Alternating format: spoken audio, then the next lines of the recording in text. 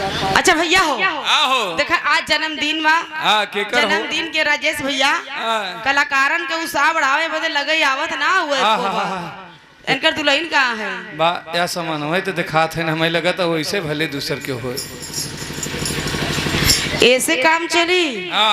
बतावा इन पैदा भैली जवान भैली इनके पंजाब से उठा के यहाँ ले अइला और 3 लड़का का माई हो गईली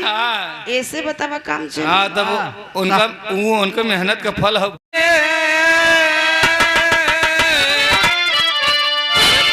अरे पंजाब की बोतल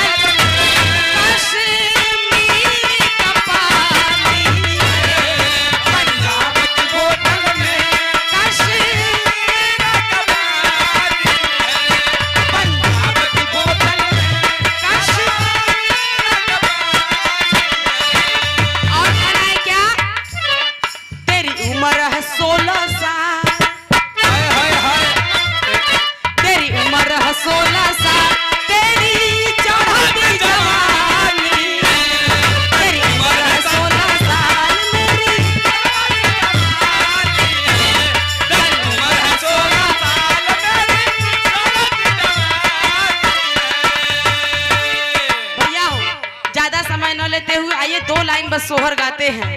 कैसे एक ले जाओ वहां रख दो मंच पे अरे भला जे कर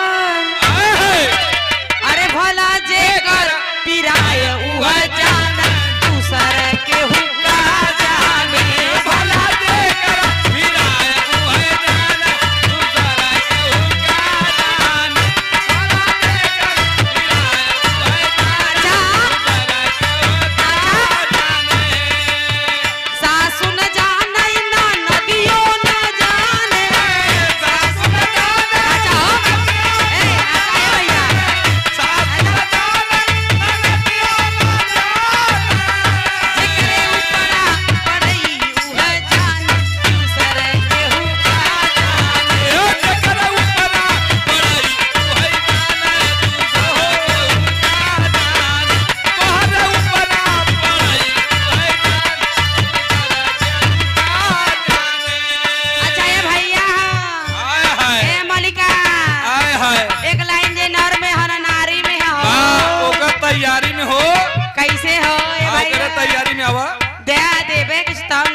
दे बगुआ दे निकाल के